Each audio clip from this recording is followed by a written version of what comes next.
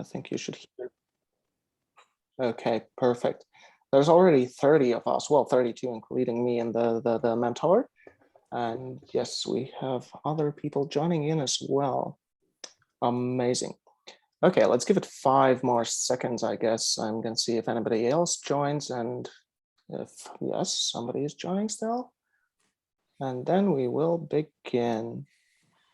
Okay, I think I'm going to try the multitasking thing. So hello and welcome to the second lecture already in the course of how to start up. My name is Paul Silinch, and by now I think you already met me both in emails on Slack and here in the first session as well. And well, you're gonna see quite a lot of me in the weeks to come as well. So I am really glad to see you all here and see you all on Slack as well. And yeah, I think we are off to a pretty good start, I'd say. The one thing I'd like to begin with, the official thing, so to say, is I'd like to thank once more the Investment and Development Agency of Latvia, together with whom we have created this course. And just like Teha Briga, also Leah aims to help well upcoming entrepreneurs, and we are helping in this case by giving you the necessary knowledge and also experience in this case throughout the course. To succeed. I guess that's our aim. We do want to see the next, big, hopefully unicorns, but just successful companies, really. Yeah. So once more, thank you to Leah. And furthermore, I'd like to thank all of you that managed to create the teams during this as the first homework. Let's call it that. Thank you to all of you. And as some of you may have noticed, I created some random teams because not everybody managed to form a team in time. So just go over to Slack and see that if you didn't join a team previously, then you have been assigned to a random team, and go over to Slack and find the team channel where you should discuss with your new teammates, first of all, the name of the team. Second of all, well, you should come up with some sort of an idea you will be working on throughout the course. And third of all, well, just get to know each other. As I've written on Slack several times and mentioned, I think previously in the first session as well, it's the aim really is not to create now the best or biggest idea during this course. The aim here is just to gain the experience, and the best way to gain it is through teamwork, because most of the homeworks, most of also the sometimes during even the sessions, you will have tasks where you will need to work in teams. So that's why we needed you to team up and start working together. And yeah, once more, thank you to those who managed to do that. And another thing I'd like to mention, I'm pretty certain there's still some people that haven't joined Slack. So please, if you are watching this and you are not yet on Slack, check your emails, because I've sent several reminders, and you should be able to find the Slack link there. You must go over to Slack, because that is the main communication platform we are going to be using throughout this course, as well as that's going to be the place where most of the announcements are going to be made. I mean, I did send out another reminder regarding this lecture, this session, with the Zoom link, and you can find the links. You will be able to find all the links and the calendar events, but down the line, probably I'm not going to send an email every time. I'm going to write these announcements on Slack. So please just head over to Slack, join in there. And I don't know if I already mentioned this or not, but if you found yourself that you're not in a team yet, that I haven't assigned you randomly, please contact me on Slack. Let me know that, and I will find a team which you can join. So I think that is, oh no, there's one more thing I'd like to mention now, is that from now on, your first homework was to create the teams, but from now on you will have like legitimate homeworks that you must complete, and you will have until each Friday at 6 o'clock, you will have to hand them in to me by then. So yeah, today, after today's lecture, you will receive the first task you need to complete as a team, and I will expect you to hand them in by 6 o'clock on this Friday. And you can count on that to be the case each following week as well. So I think that's the main intro for my part. And now I'd like to give the floor over to Viesturs Sosārs, who is a serial entrepreneur who has co-founded companies, invested as a business angel, as well as managed an early stage investment fund. Viesturs mentors at various startup bootcamps, hackathons, and accelerator programs in Europe, advises corporate customers on innovation, and teaches entrepreneurship practice at several universities in Latvia. So I'd like to say he's more than qualified to take the floor over from me. So please, Viesturs, it is your time to take the stage. Oh, thank you, Paul. That was a mouthful. Hey, everyone. Glad seeing you around. Just on top of what Paul was suggesting, take this team thing seriously. I'm a bit sad to hear that you were some of the teams were made top down by him, but because starting up is a teamwork. You know, the urban legends of starting up people who did it all by themselves is either plain crap or some outlying cases. So starting up is a teamwork. I apologize actually for my weird bluish outlook. It came unexpected because I'm not that blue, even in the afternoons or evenings of Monday. I tend to be blue, but not that blue, because it's kind of a weird light I'm getting in this room. House rule, I'm not sure how Paul emphasizes or reinforces that, but my house rule for tonight is super simple. You have your cameras turned on. And thank you for those exactly 2 people who have honored that. Okay, thank you, Agnes. I appreciate it. Thank you. So basically this is how it works, because it helps me going through the evening with you, at least having some kind of a feedback whom I'm talking to. In case you really are in a place where it's awkward and, you know, kind of impossible for you to switching the camera on, okay, but those are, I believe, outlying cases. Now regarding the way, okay, Ivars says that the camera is not working. Okay, I'll take that. Regarding a few other things, if you want to ask your questions, I hope we have time for the questions in the very end. However, I can't promise that, because I am supposed to cover quite a lot today. But then one way of doing that is that you just ask questions in a chat room, right? And if I see you've done that, I can switch to quickly answering those. I try to monitor this as much as possible. If I'm fully not reacting anyhow and time passes and your question kind of loses momentum, then please just remind me and probably talk to me here. Few familiar names actually over the other side of the grid. So happy seeing some of you I know before. Okay, I think that is pretty much of the house rules, and let's move on. Let me share my screen, and of course it goes without saying that all the slide deck will be shared with you right after we finish. Can you see it? I hope you do, right? Yes, we can. Perfect, thank you. Just to give me literally a second. I'll rearrange you around my computer screen so I can really see you now. Okay, great.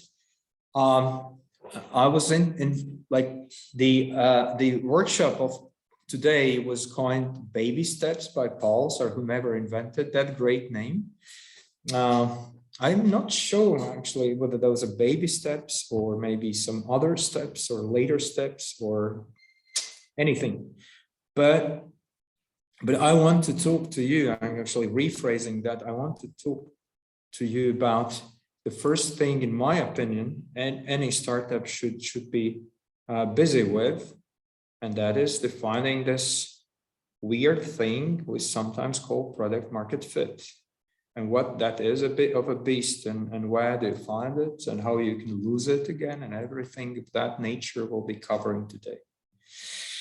Okay, good. So let me start. Since I'm sometimes tend to talk to audiences, I know by heart that the best way to make you hating me is asking you questions, right? Because you came here for listening, not for talking. But I'll still go on the same path again. I ask with a simple question to you, and those of you who are brave enough are welcome writing in a chat, but at least think for yourselves on this simple question. What do you think is the main thing of a startup? Any startup.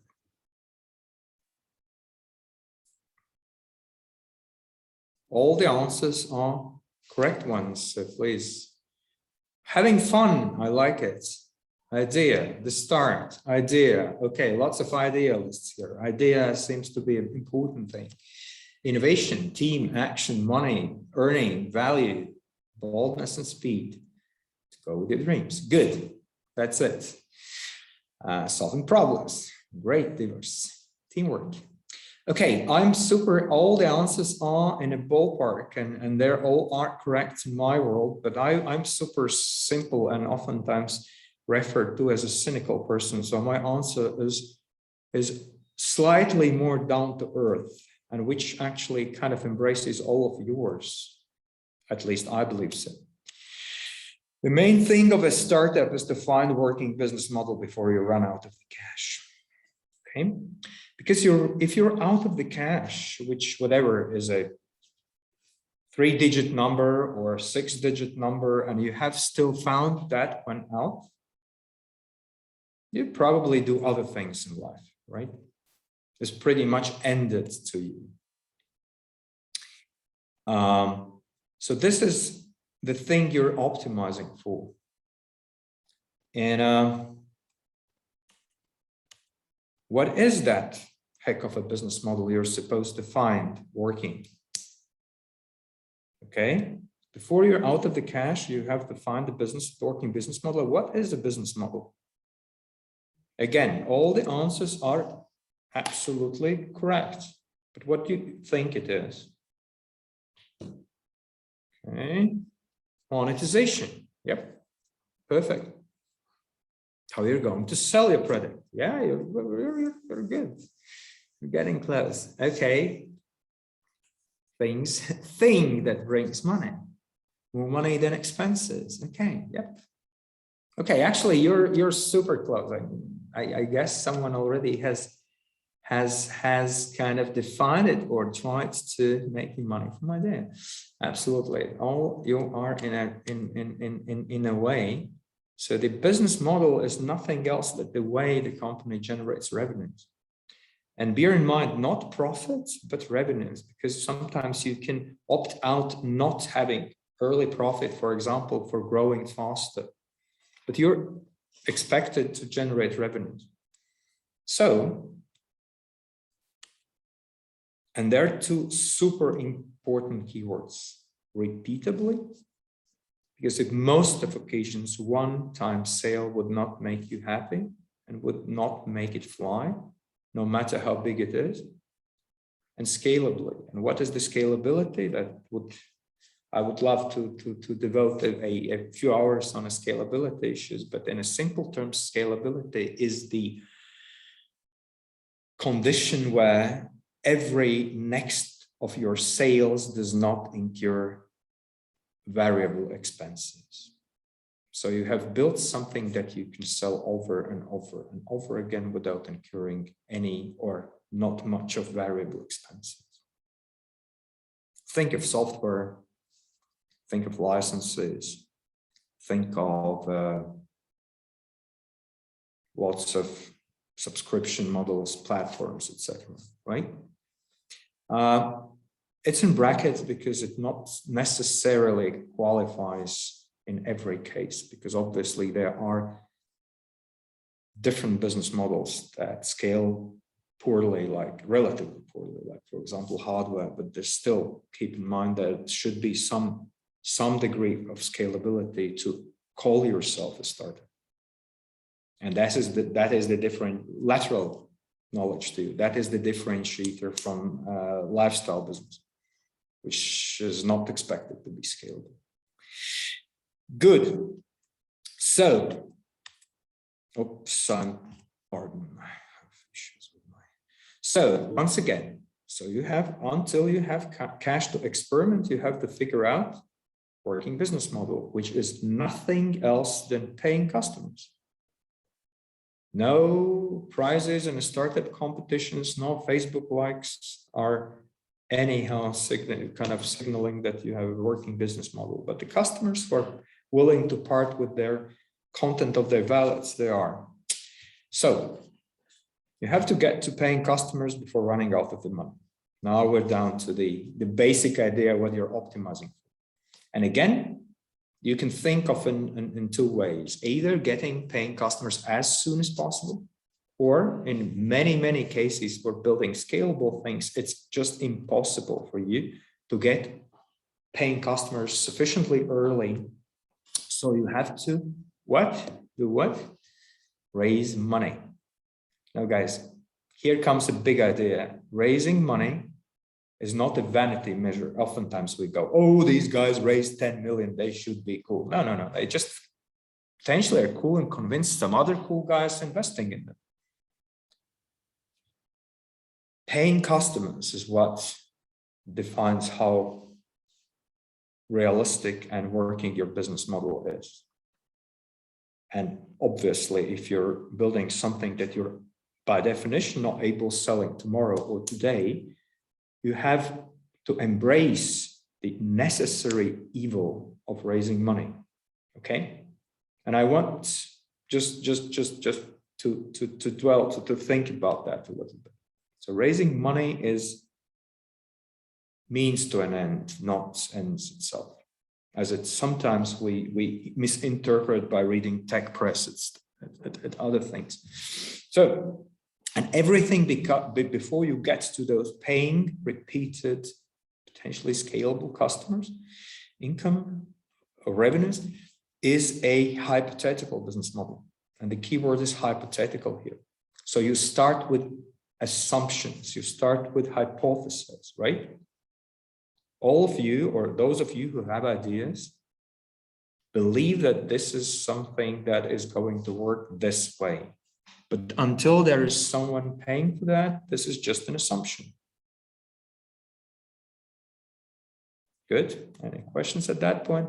So what are those assumptions? Again, those all assumptions, you have all uncertainties about how your business model is going to work for whatever product or service you're building, broadly fall into these three categories. You have certain unknown, certain uncertainty about the desirability part of your solution, meaning who needs it, why, contextually, how desperately, etc. So in other terms, everything is kind of clustered around the question, does anyone need it?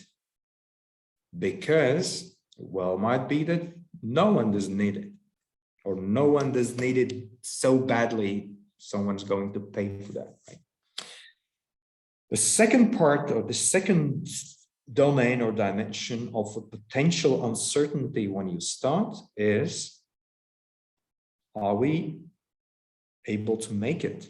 Again, in the 21st century, most of the things you can think of could be made, but you are more interested in whether I can make it with my resource, with my knowledge, with my time frame. Sometimes time is kind of importance. Not that frequently as you think, but there's sometimes there it is. And then the third part is like gathered around the question, is it worth doing that, right? Can we make a profit out of it? Or at least can we make it breaking even for the foreseeable future? Because again, in a short run, it's perfectly okay to not incur profit, but in a longer run, obviously paying 10 euros on top of your every sale is just not sustainable for you, okay?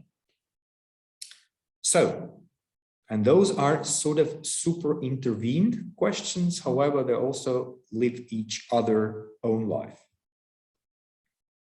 Because not necessarily everything we can develop, someone needs. And not necessarily everything they need, they're happy to pay for, so that we should bother. And not necessarily everything that someone's happy paying for, we can build. That's also a true fact, right? Are you with me? Are you okay? Are you getting where I'm heading? Okay, good. Some are smiling, some are indifferent, but it's okay. I hope I'll try to, because it's a mindset thing. Starting up, like I think I believe Guntis in the first session talked about with you about that. I have no idea what he talked about, but I would assume he was talking about that. The starting up is a mindset thing. So, but back to the flesh. Okay, Andre's question, how much time does it take to validate? There are plenty of tools. We'll talk about the tools in a second, but and some of the tools, not the plenty ones. We don't have that much time for here. Well, it does really, it does depend from how complex are those uncertainties. And because again, building different types of products or services require different type of validation, and it could take different time. Yeah, but we'll get to that. I hope I'll answer that directly or indirectly in a second. So, okay, let's move on. So the first step, and now let's go and also like indirectly answering. Well, your homework will be getting your hands dirty if you're curious and doing something, because you know doing is so much better than listening how others do things. As a good wise guy once told to me that in case of learning to swim, swimming is so much more efficient method than watching the others swim. Right?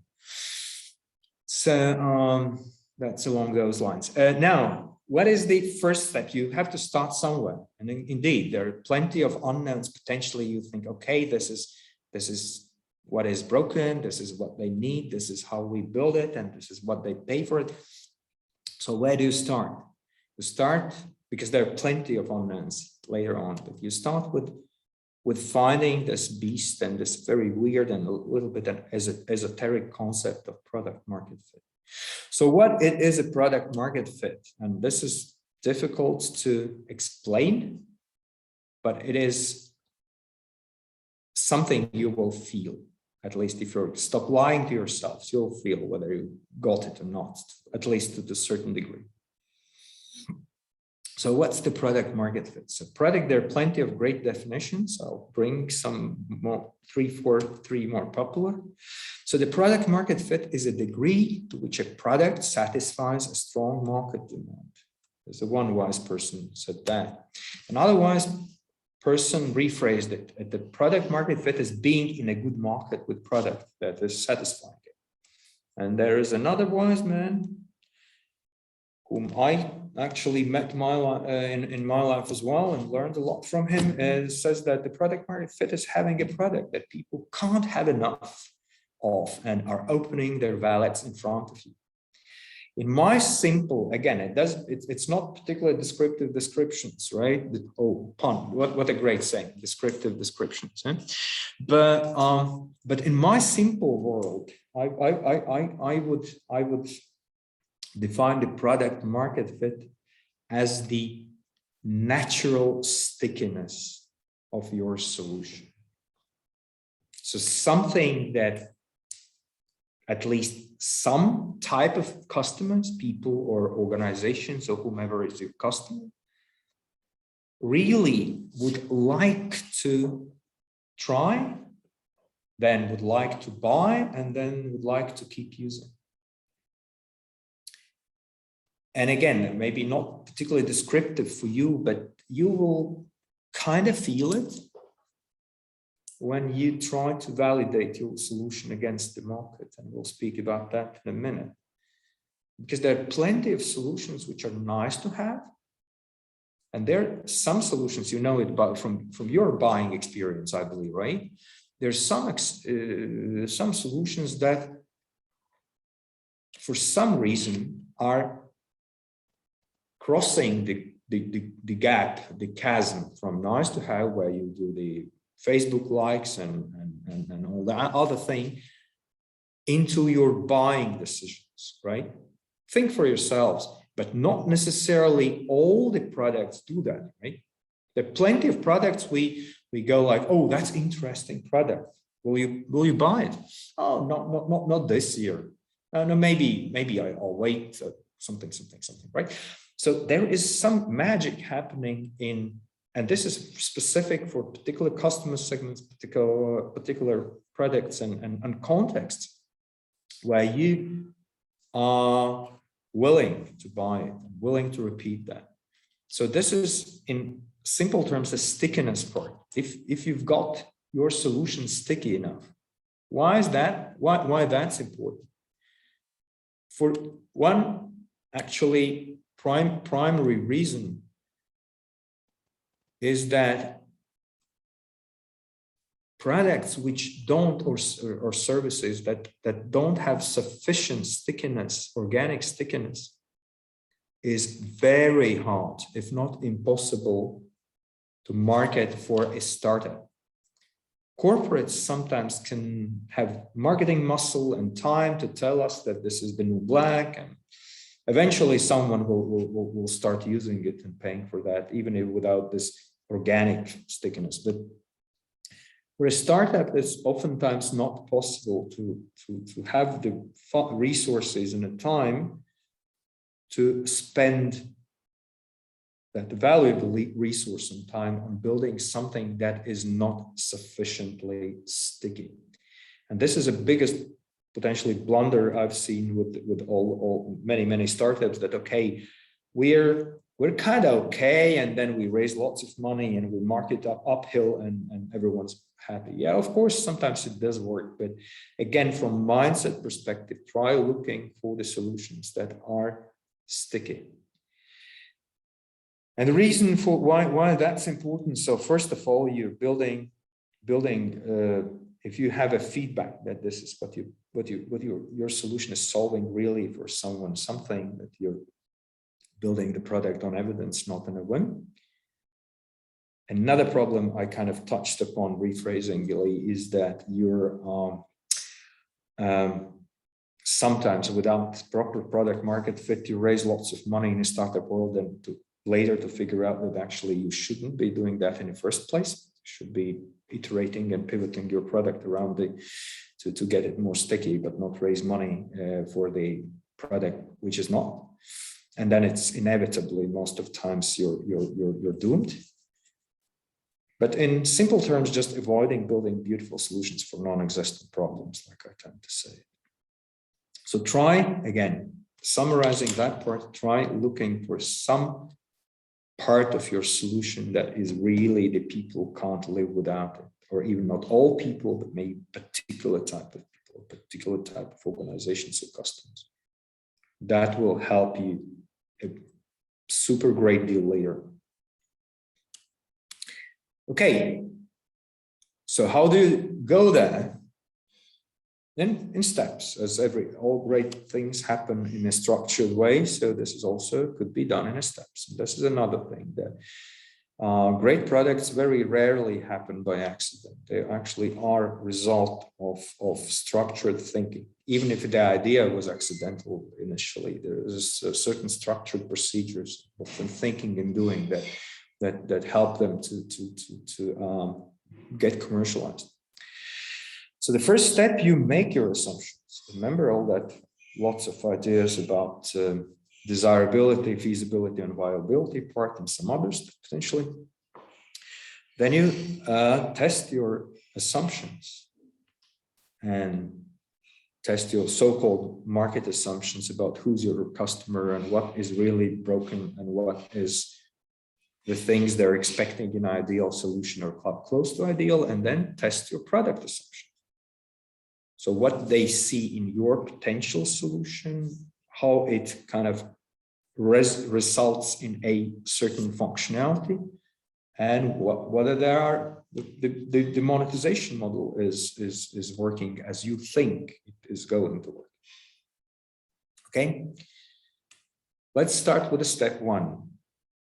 So you're making those assumptions on all those items we discussed about with regard to those 3 dimensions. So who you think is your customer, who's not, what is the context, what is the kind of important, what is there is a fancy scientific term, what's the customer job, not the thing that is broken, but what's the context? Is it about having better data? Is it about growing children? Is it about, I don't know, feeding kitten? So something, what's the contextual part of that? And then what's broken in those contexts? What is not functioning either with existing solution, or maybe there's no solution at all? What's not functioning from perspective of the customer? And then what are the expectations towards the product? Is not necessarily always functional values. It could be also emotional values or self-realization values. Maybe your product helps for some people, just feel better. Or maybe it is purely or largely functional in terms of being able to do something cheaper, faster, better quality, easier.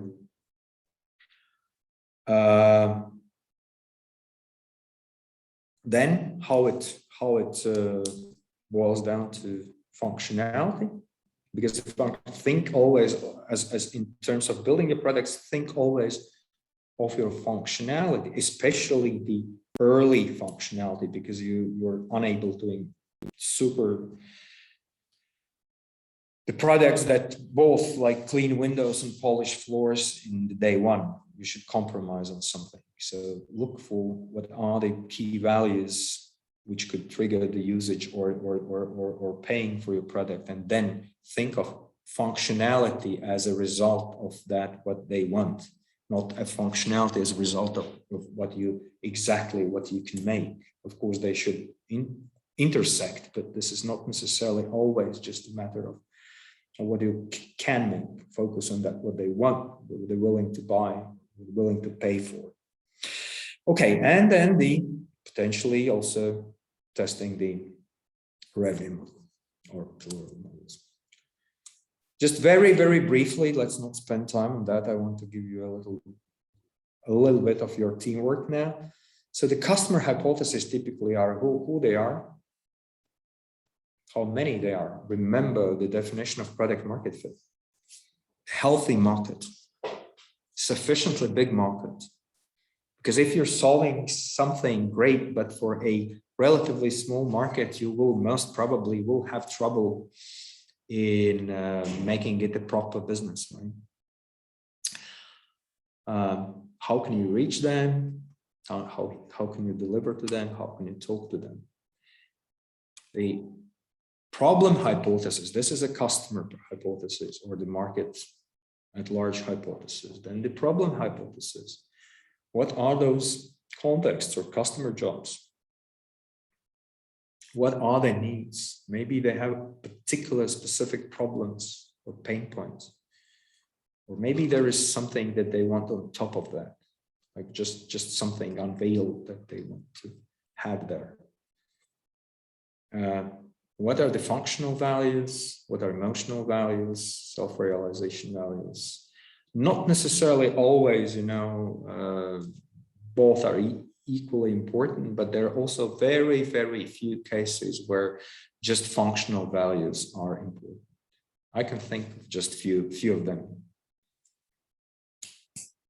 Oscar asks, where's the line between B2B and B2C customers? In simple terms, that the B2B signifies the businesses buying from you, and the B2C are kind of a buzzword for selling to the private individuals. However, maybe the question is, I would assume in Oscar's case, the question is more kind of a more specific to that. That actually oftentimes in a real life there is a very little distinction, because the buying decisions at businesses are made by people, right? So meaning that oftentimes also in the B2B products or services, you should be very careful understanding who makes those buying decisions, right, within a company or within any organization you're selling to. I'm not sure, Oscar, whether that was where you were heading, but that is actually the fact that this is also the people's business. Thank you. Okay, and what is the dominant? What is the combination? Where is that potential of making your product stickier than the others?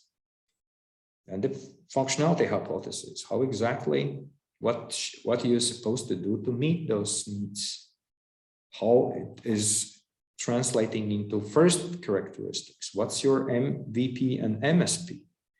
Now, for the matter of my workshop, and you will have maybe different opinions, and I'm super happy that you're listening to everyone else too. Oftentimes in my world, MVP is used wrongly as a synonym to prototype. To me, it's not. MVP is something oftentimes it could be prototype, but it's much earlier than prototype. Something you can have a feedback with, and we'll talk about that in a minute.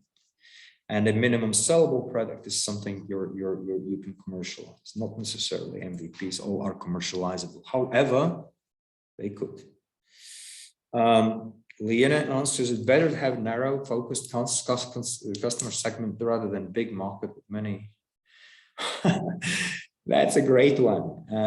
That is a great one, Liana. I think that is difficult. That's contextual question and requires a contextual answer, actually. But a quick one. I'm sorry, I'm going those sideways to answer questions because otherwise I'm forgetting. It's not good. I would say it is very contextual because most of cases, because if you have two types of risks. If you're super heading to like tackling a broad market, a big market, with a many-purpose product like you write, you have a risk that you are ending up in not being visible. You're like soap number 63. I have this cynical saying, and there's no place in our head for soap number 63, right? Maybe soap number 1 is soap number 2 work brand-wise, but there's no such thing as soap number 63. So you have that risk. And on the flip side, if you're super specific, that you can have a situation where you are solving something for a super particular type of context or customer or niche, and you are hitting the glass ceiling of expanding your business, right? In my experience, but this is super subjective, Lena, in my experience, the second is less of a problem. So I would say being more specific and then figuring out how to appeal to broader segments is a bit less risky strategy than starting to be a soap number 63 that I've never seen it ending up well. Think of Facebook. Facebook went the second strategy. They were the functionality of liking lady students' pictures, right? That was their first product. But then they got the virality at the dorms of Yale, and then they got the virality in all US dormitory residents, etc., etc. And then they somehow worked out the way to become a biggest social network, at least for some time, the biggest social network. And if for those of you who are old enough to remember, Facebook was clearly not the first social network, right? There were plenty of them before. Okay. I have to keep my pace. Super happy going in the discussion. So, and the revenue, last but not least, revenue model hypothesis. How you're going to monetize that? Is the price acceptable? The revenue model itself acceptable? Could you create various revenue streams? That's also the thing you should be testing at some point. And are there different models for different segments? Maybe you have the same product, but the monetization models are different depending on whom you're selling to. Okay, there are lots of great stuff which can help you modeling your business. You have seen that. I will leave you with books where you can find it. So some of you have seen those beautiful things. Some of you can already hate them. Some of you love them. Doesn't matter. So what is that? Okay, value prop, business model canvas, lean canvas, doesn't matter. Point here being the modeling and the coming up with assumptions is a strategic product development kind of mindset thing. All those things are super helpful. Yes, they absolutely are, especially particularly in the very beginning when you want to structure your thinking about your assumptions in a better way. So use them, try them, look which ones suit you, which don't. But don't think of these as kind of a silver bullets that will bring your customers. Of course not. Okay, now we're back to teamwork. Now I want to check with Pauls whether he has done his background work because he was busy in some other things. So, but just before he answers, get into the teams and he will instruct you. List your critical and think about those critical assumptions of those three of this nature. Who's your customer? What do you think? What is this or that or whatever? Any specifics that differentiate your customers from those who are not for your product or service idea, no matter how raw it is? What is the context? What's the problem? What's broken or pain point or whatever? And what do you think the ideal solution should look like, right? In terms of values, what it should be about. Is it about quick? Is it about cheap? Is it about making people smile? Is it about bragging, boosting among your friends? You know, all the self-realization. Hey guys, look at my Instagram profile thing, whatever. All those are values. All those are values that people are sticking to. Okay. Good. Let's spend super quick on that. What we have here, we have 6 minutes is a great number. I say I love round numbers. 6 is that. So 10 minutes before 7, we get back Riga time and move on. But Pauls, now tell what you just invite them, right? Yes, I'm about to open the rooms and they will, well, basically, as we all know, as I talked in the beginning, you form the teams and I've all added you to specific rooms that consist of your team members. There are a couple of teams where there was just one person currently watching live. So the people that are kind of singles tonight here, they will remain in this main room with me and Viesturs. All of you, all the rest of you, well, in a moment. I'm opening all the rooms and you've all been invited to join them. So please, please, please do that.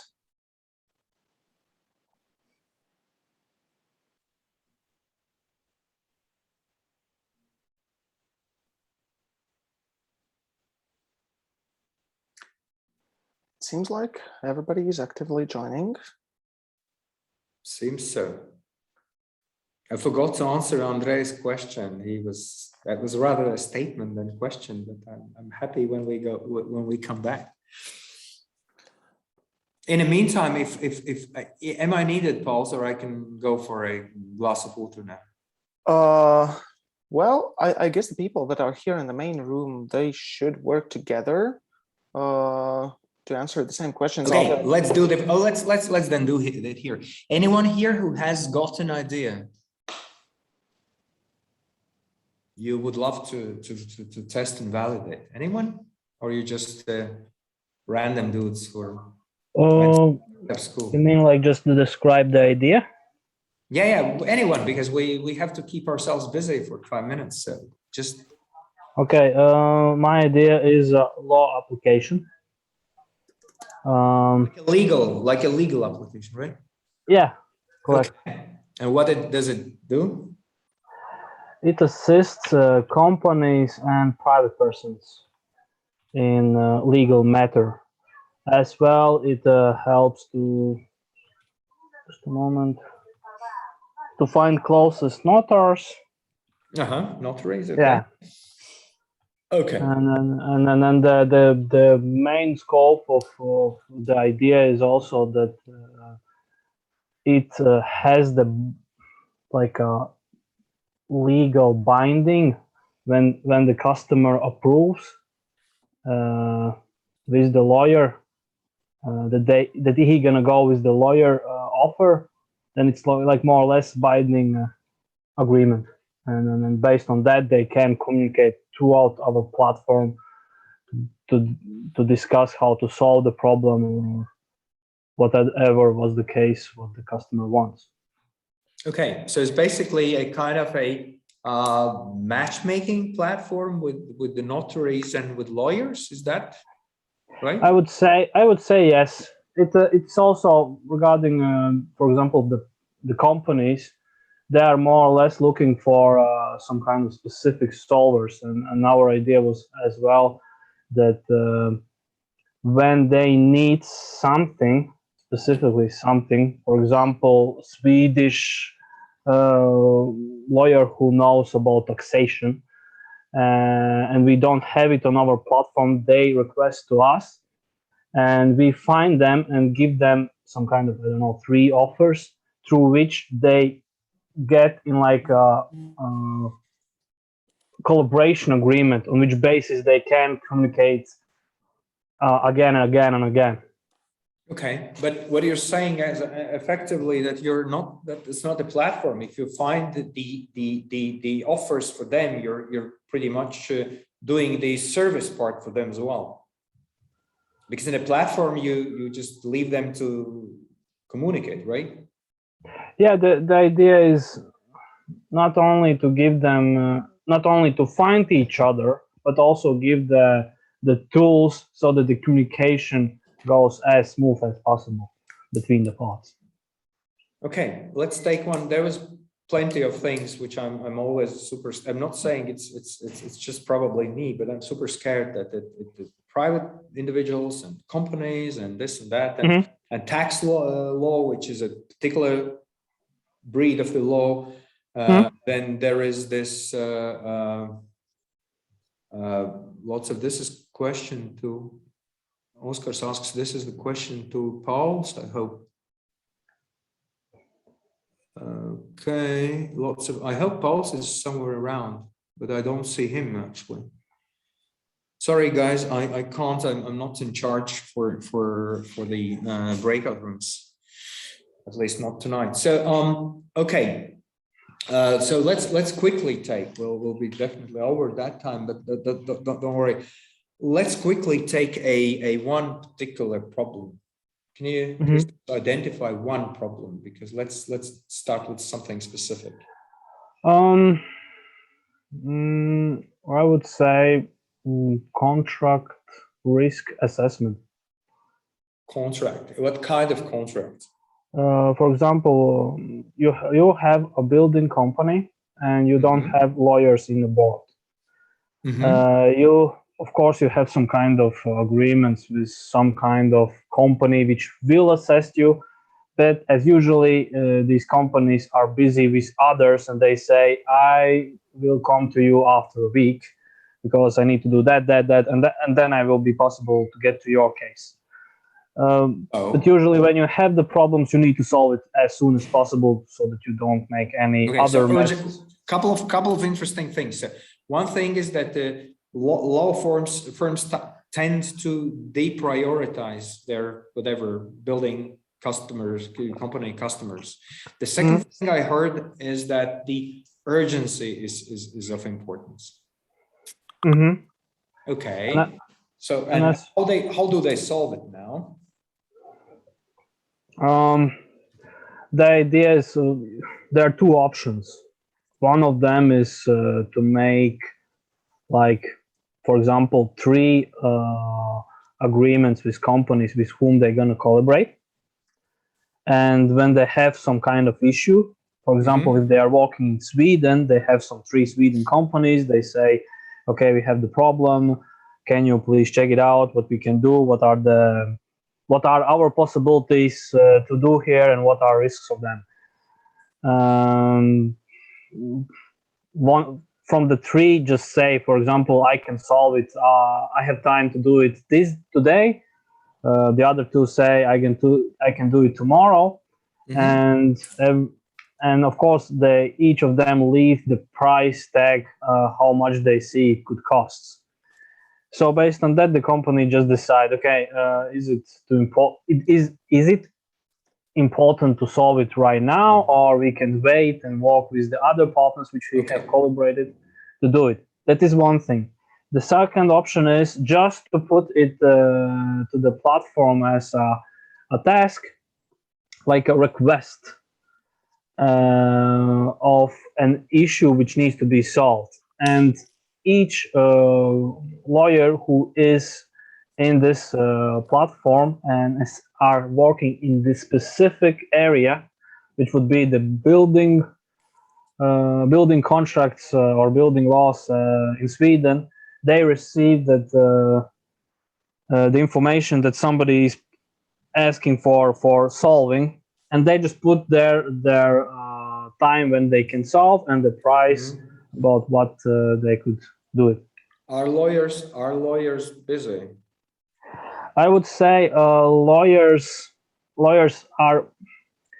they have problems to find new customers. It's always hard to sell the lawyer itself. Usually the people are seeking lawyers, not the lawyers are seeking people, I would say. That is exactly what makes me think that the lawyers are busy enough not to care about outreach. They're always found. No, this is my assumption. I'm just making an assumption. I would say maybe that before, in 2000, it was like that. Right now we have full of them, and that's why the prices for them now is a little bit down. That's a matter of if you are a good quality part.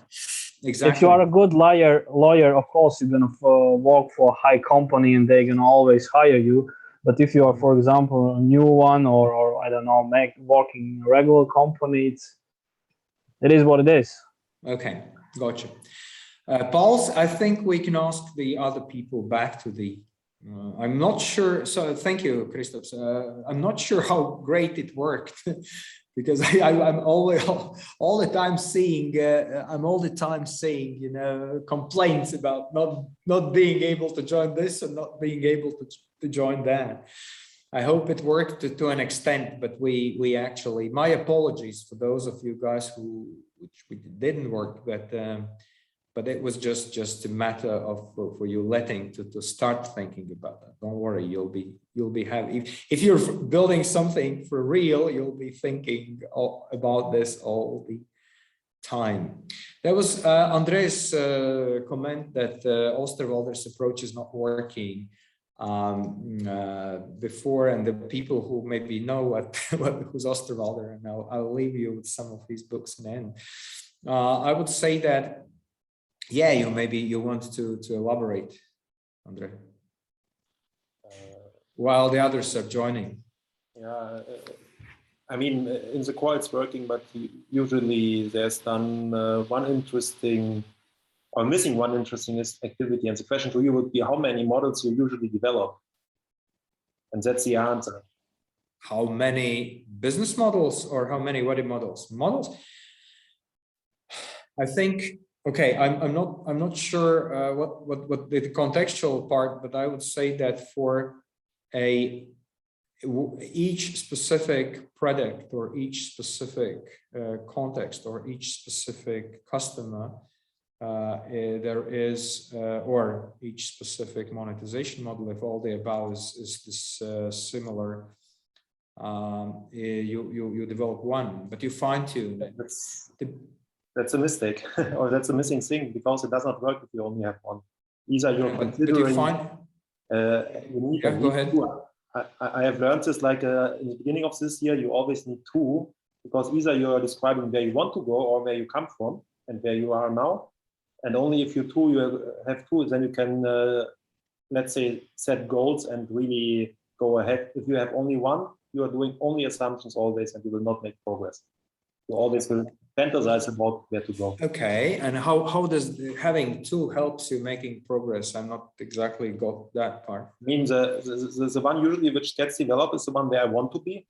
Yeah. But it's very often also very important to assess where you are right now. Like, what are the resources you are available now or having now, what you can use, and so on.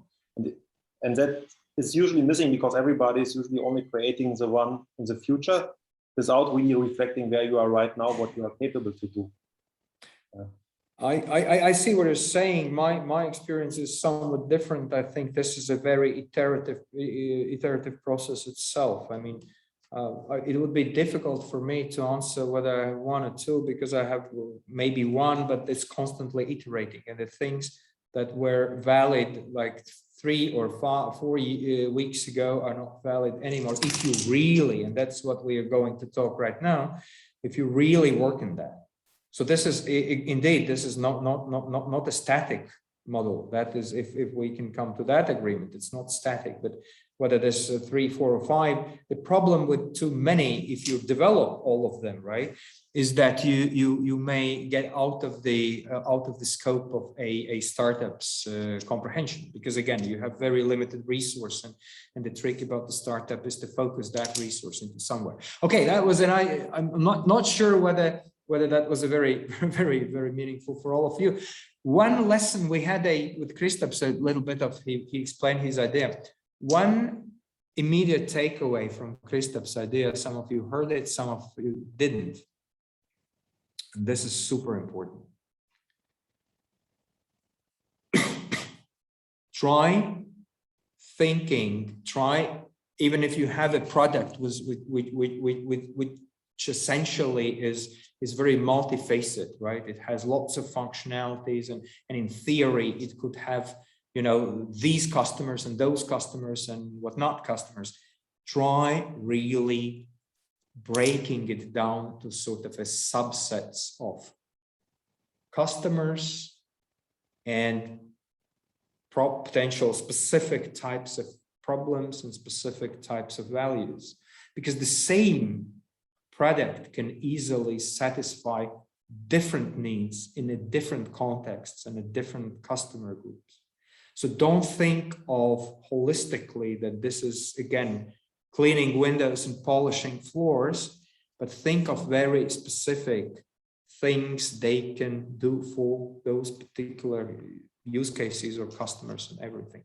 And it may or may not later come into a single product, but don't try building products that fit one size fits all. They may be super, in my experience, super discriminatory towards on unnecessary things. It's much better. It somehow resonates with what we started discussing with Lena, that it's somehow much better that you elegantly solve a specific problem that are just nice to have for everyone. Patricia asks, I have a question about what's the best approach to market product made for B2B. Okay, this is probably what I read here. Patricia, this is along the B2B2C types, right? That basically the paying customer is the first B, and then the B2B2C or B2B2B. Then the next one is a user, right? I can kind of getting that. Yes. Perfect. It's damn difficult because you have to get the stickiness with both payers and users. The classical are children's products.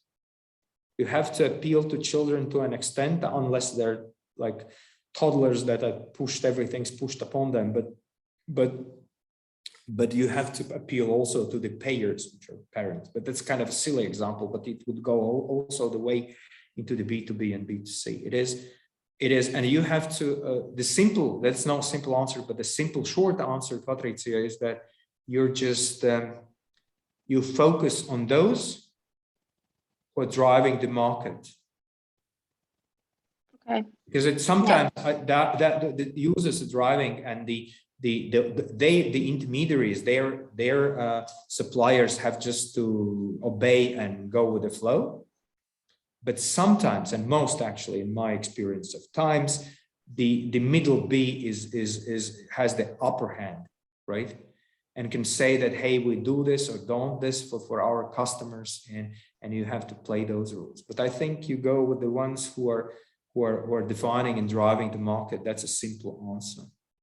Mm-hmm. Okay, but thank you. if you totally, if you're totally uninteresting for the other party, it's not going to work either.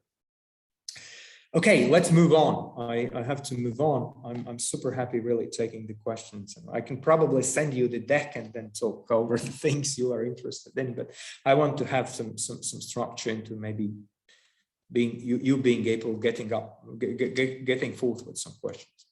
Now, the next thing is, the first one was figuring out what are the unknowns, making those assumptions. The second is looking into so-called market assumptions. Product market fit is a kind of market and a solution assumption, so product assumptions.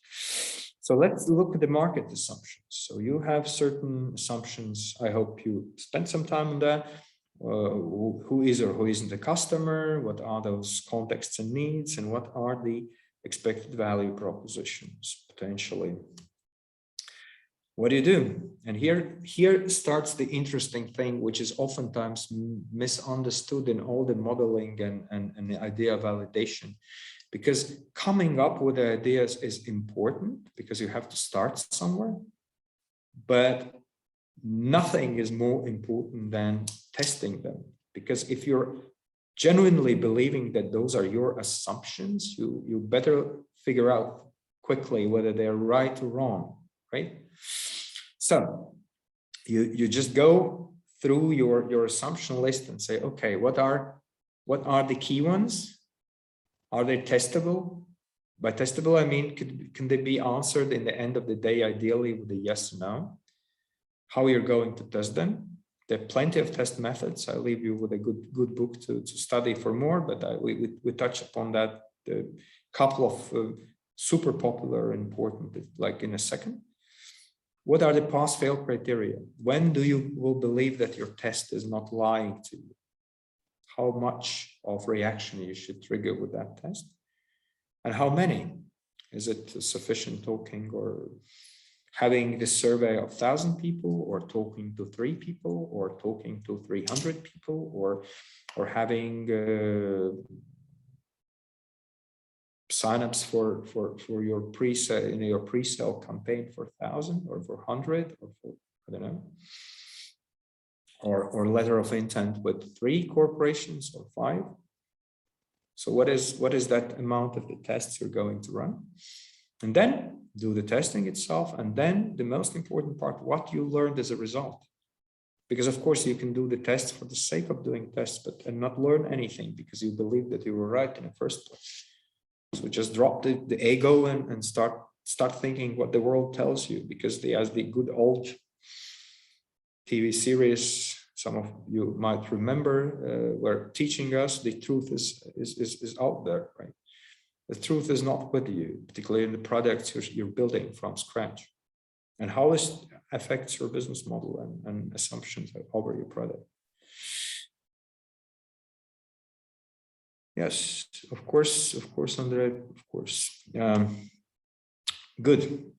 Now, super brief number of very, very popular tests, but I would emphasize them just for you to give some hint where you can go.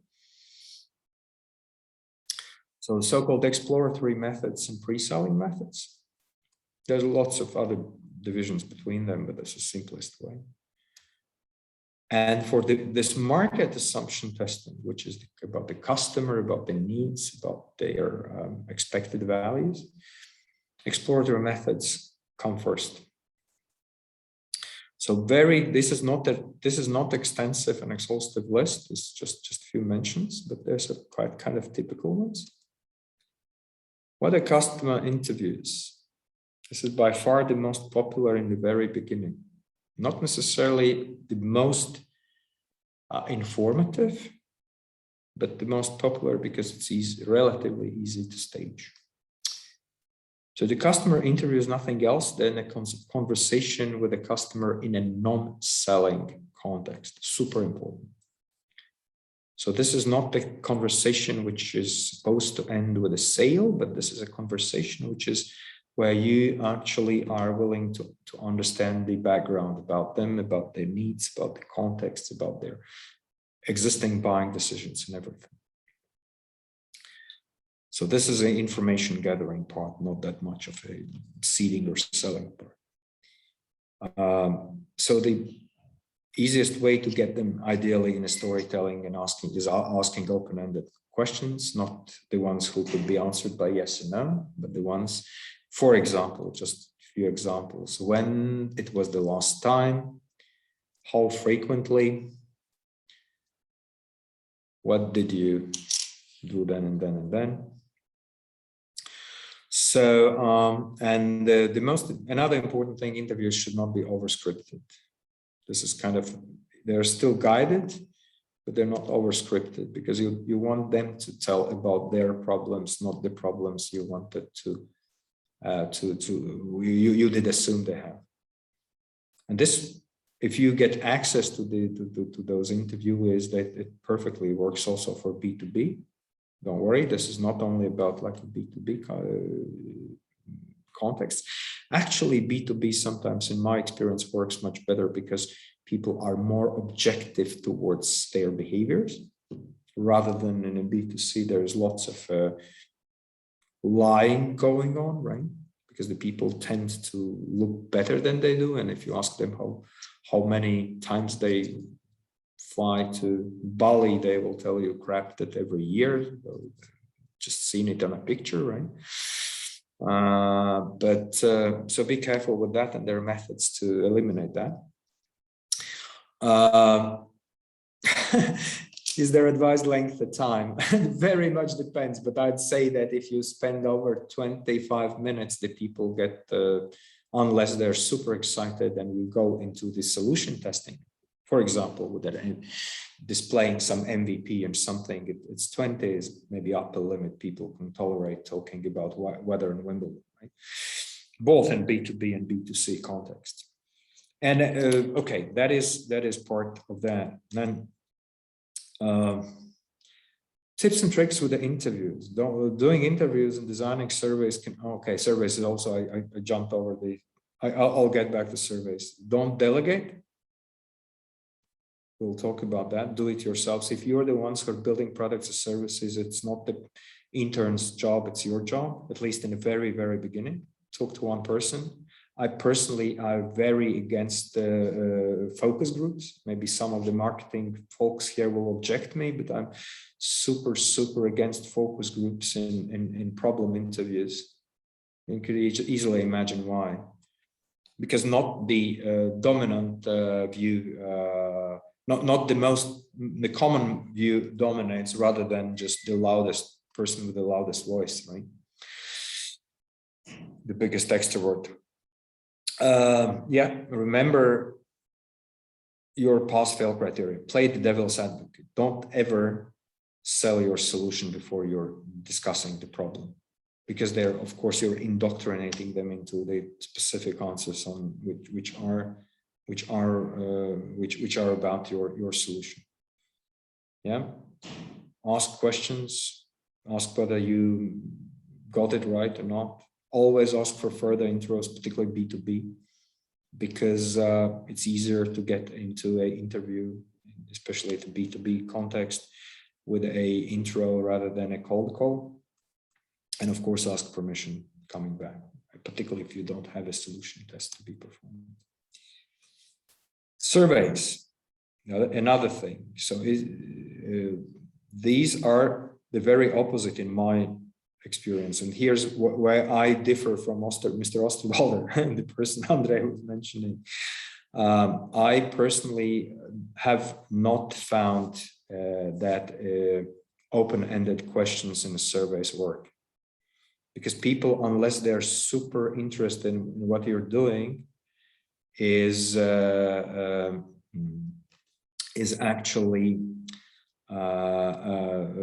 they won't write an essay type of answers, like in a storytelling type of answers.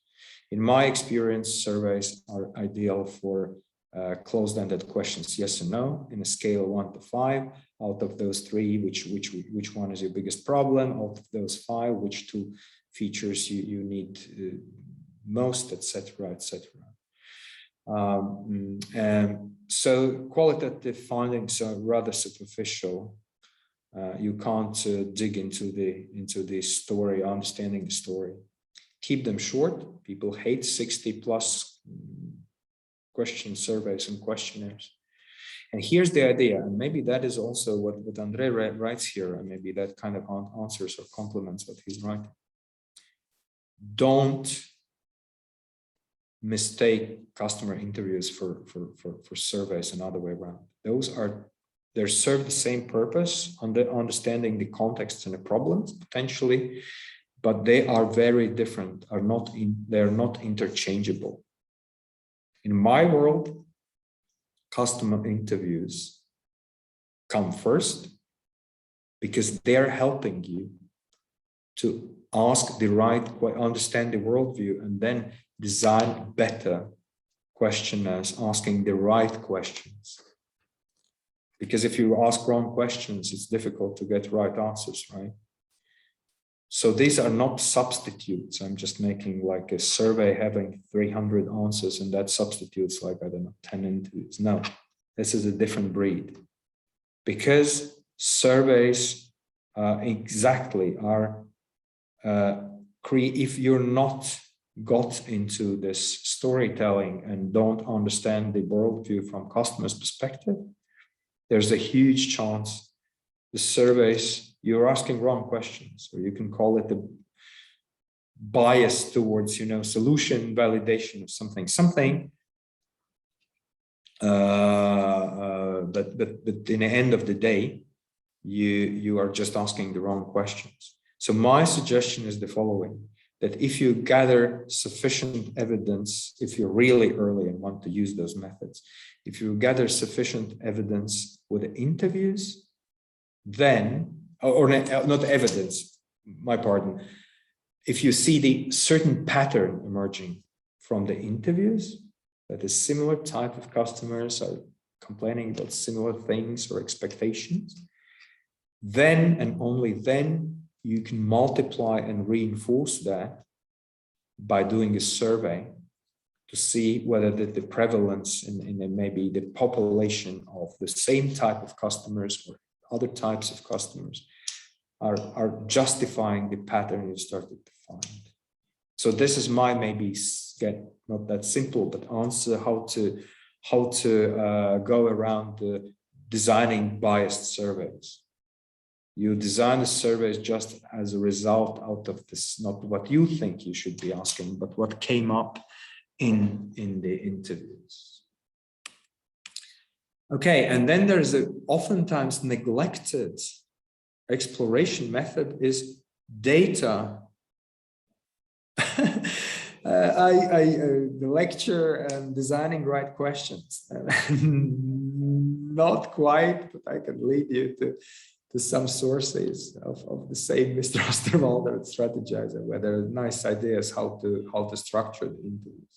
And there's another great book about the interviews I'll suggest you in the end. There's an overlooked part, which is data analysis. Basically, oftentimes you can get answers to your questions by just looking on data out there. They could be super specific, like industry specific data, but they could be also very generic data. For example, by looking at Google Trends and seeing through the Google Keyword Planner, you can see whether the topic, for example, or whatever the people call it and how they define the problem and what they're searching for, right? And maybe one tiny thing out of it is just calling your thing, your beautiful thing, the way the people are the way the people are looking for that thing, right? The same goes for product reviews. That's a beautiful source, similarly to the discussion forums, where you can understand what's not working with existing products. If you have some proxy of the products which you would love to benchmark or solve the problems created by those products. So exactly, it is a really a very good and oftentimes overlooked source of the information of how the people feel and how what they think about the one or other solution which you are kind of improving or working against. Don't forget it. A word on design thinking. That is again another lecture for about two hours, and I'm not the best qualified person to actually deliver that. But sometimes there are two problems with all the interviews and surveys. One, and they come sometimes together. One problem that those interviews and surveys show only the things that the people say, but not how they act, right? And the second problem is that oftentimes something you're building provides a completely new user experience. Like cars instead of faster horses, something that is out of comprehension for your customers that it's going to happen, right? So sometimes you have to zoom out and step really back and just emphasize and observe your potential customers in action. And it could be everything from really one day in life type of stalking, of course, with a permission, down to really understanding the patterns of their behavior, buying behavior and everything as a result. So you try to look into a bigger picture, not even having an idea first how to solve it, but it kind of, like an old saying goes, fall in love with a problem rather than a solution. So when this really emphasizing and empathizing, my bad, is yielding some result, it is in those situations where you're unsure, when you can identify some context of a potential problem or something's broken, but you're unsure about what your solution could be at all. There are not that many situations. That's why I'm also not always suggesting that design thinking approaches can get you very far, but sometimes it helps. Another beauty of the zooming out and looking at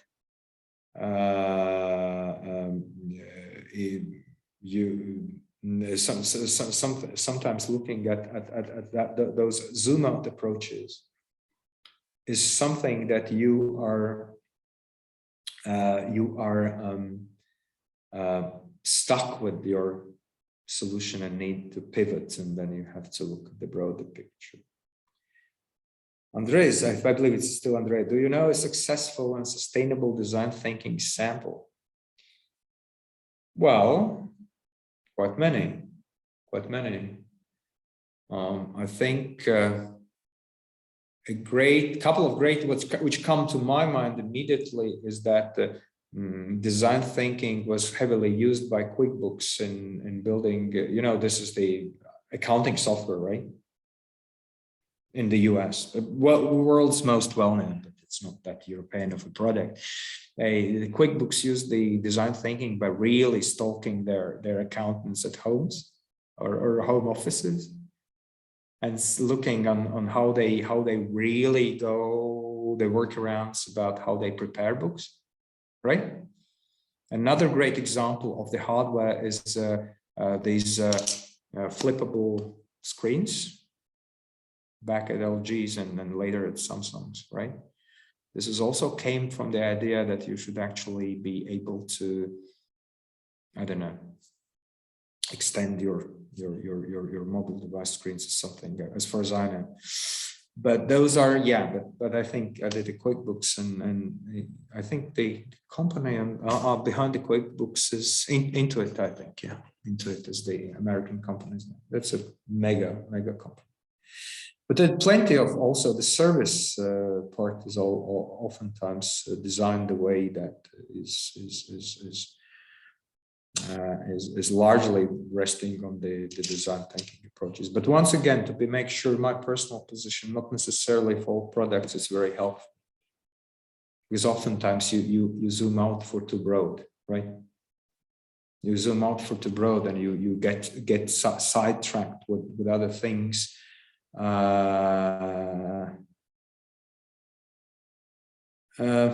Yeah, well, sustainability is always the question. I'm not sure that design thinking is the biggest culprit for sustainability, but maybe. Okay, let's move. That was the market assumptions. Then you still have left some product assumptions for the product market fit, which is the value proposition, what exactly your product will be, what will be the combination of the sticky elements for your product, how it will translate into product functionality, and at least in the beginning. And the last but not least, maybe definitely have some ideas how you'll be monetizing your service or product, right? Just the word which I promised to, the word on MVP. This is the classical definition of Eric Ries, this lean startup.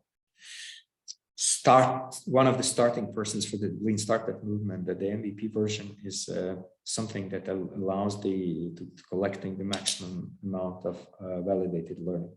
And this is oftentimes overlooked, and we read in this definition that MVP is a product.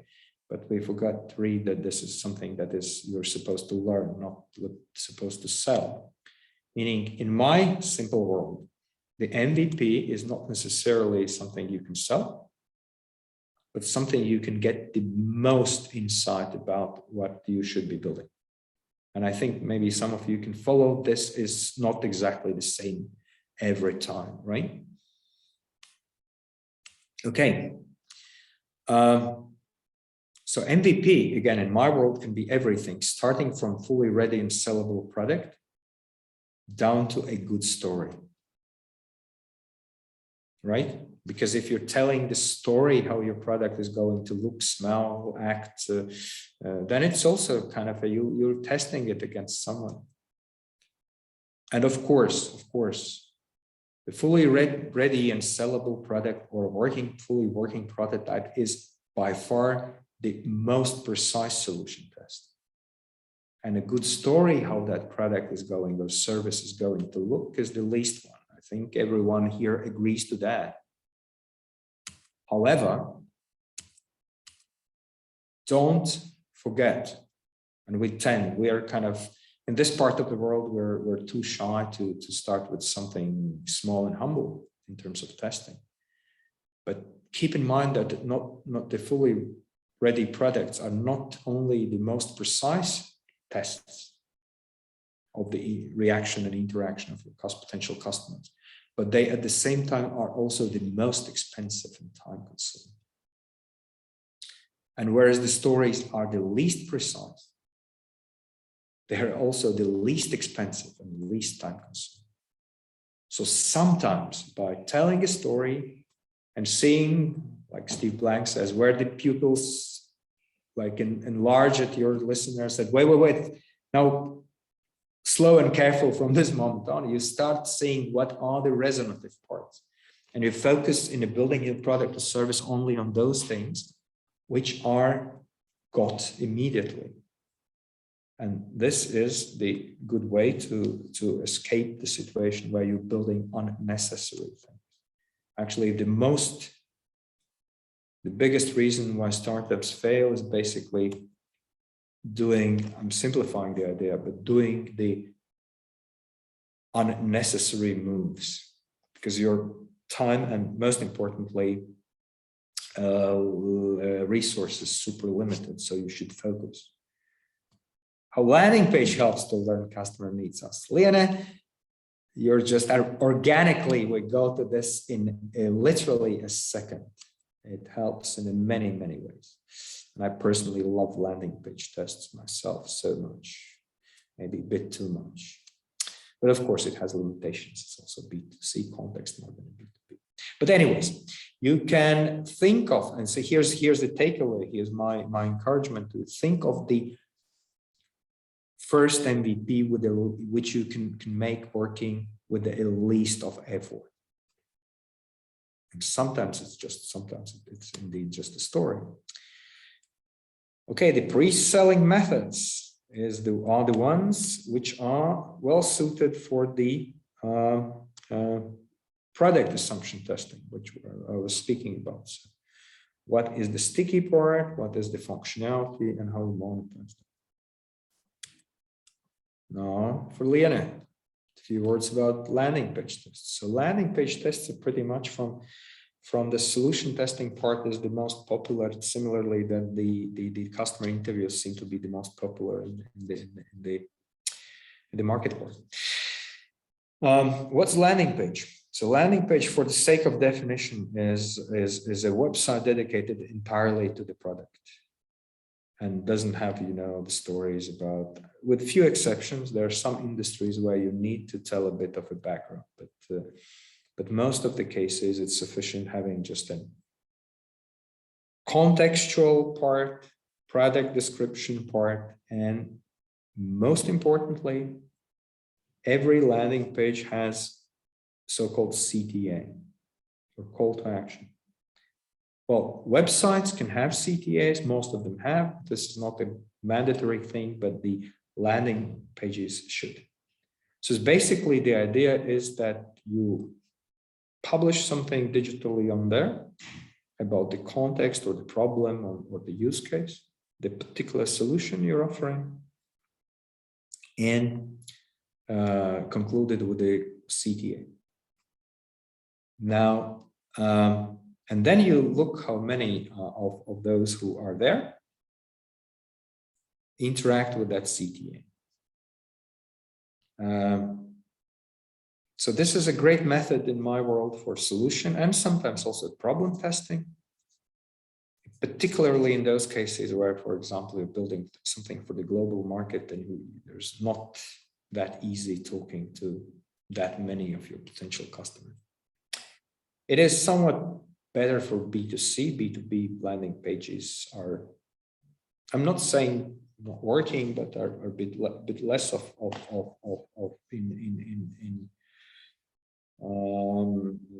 in popularity, but the principle is the same. So you put something there, and then the most important thing, you get an eyes on that. So putting something like publishing something on a web, it's an easy thing. You need to have a skill and a tiny budget, even sometimes no budget at all. There are landing site or equally website constructors, and I think many of you know some examples. And you can do it quite easily. The tricky part is because if you publish it somewhere that and no one has eyes on it, then there is no experiment happening, no testing whatsoever, because no one's looking at your site. So in order to have some test running, you have to get the eyes on that. There are two ways to doing that. One is the slow and my experience not very efficient, which is organic traffic. So brag about that site. Hey, check this out somewhere, and try looking at who's coming and what they plan doing there or are doing there. And then there's that other more efficient is that you're just drive the traffic, typically by paid ads, the silly, stupid banner ads on social networks. Again, that's why I'm saying the B2C is a better environment for doing that, because for the B2B solutions, it's not necessarily working that way. And then if you have people visiting, then you can start measuring how sticky is that thing you're doing there is to them. And the CTAs could be a huge range of the CTAs, starting from very, very firm, big green button, buy now, right? Ending up with the very vague CTAs.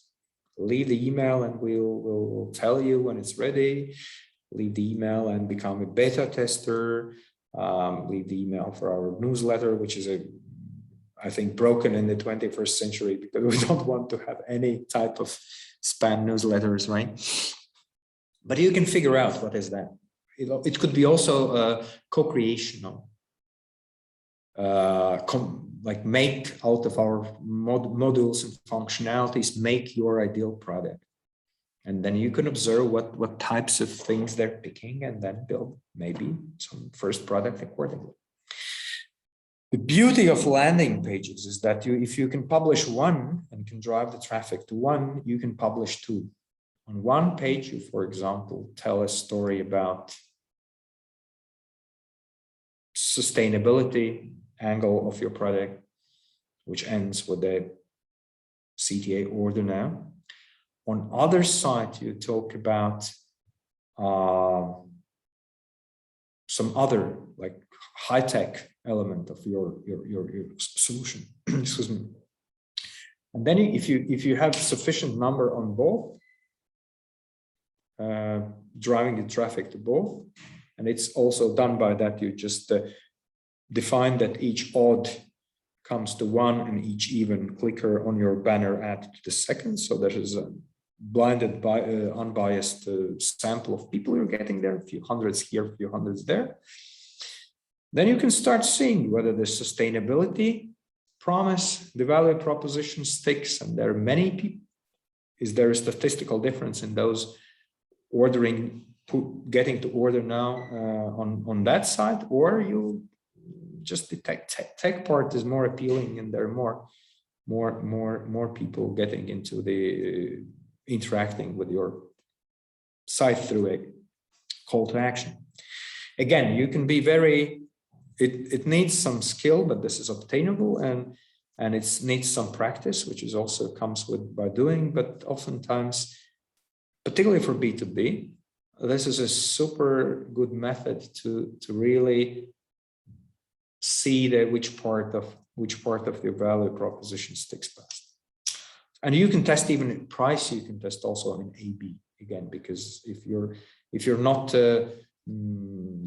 putting cookies on those browsers and not following them for 3 weeks, then you can easily keep two sites. One is 199 and one is 299 per month or something, and then you see if there is a huge difference in random people coming, which convert into potential buyers by having price smaller than the other one.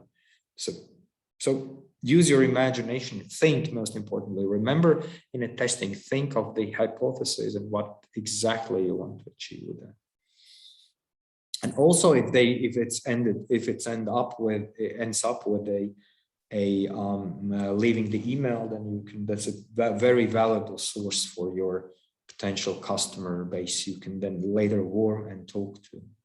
Of course, not all the people leaving emails are your customers, because some are just curious dudes and want to leave the email whatever they think they should, but some of them at least have shown at some point some interest in that. Good. Another method is a whole bunch of pre-orders or fake orders as well, or fake sales. So you can, in B2B cases, you can ask for prepayment. Sometimes in this part of the world, I get the objection that who in a sane mind is going to prepay something for this from the startup, right? Well, if they needed what you're doing yesterday, they might want to. Okay, and then in a hardware case, be very careful. It also goes with the campaign part to be careful with funding development with the pre-ordering. Pre-ordering in the best case scenario is for fulfillment, for manufacturing, not for developing. If you do it campaign-wise, it's called crowdfunding. There are two types of crowdfunding. One is, okay, there are plenty of types, but we're talking about reward-based crowdfunding. There are two ways how to do it. One is that you use the specific site, like Kickstarter, Indiegogo, you probably heard of them, right? Some of you. And the other is you just do it your own site, on landing page even. And both of those approaches have pros and cons. It's not that Kickstarter is somehow better than your own site. It very much depends what type of product you're trying to